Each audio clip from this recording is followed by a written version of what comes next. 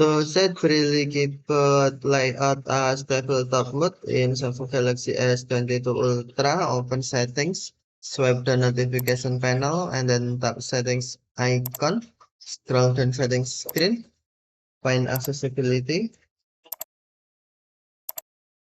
and then tap accessibility, select topic, and then tap settings. Next, tap Braille keyboard, select layout, and then select place device flat on a table or tabletop mode. Now Braille keyboard layout set as tabletop mode. Okay, thank you for watching. Have a nice day.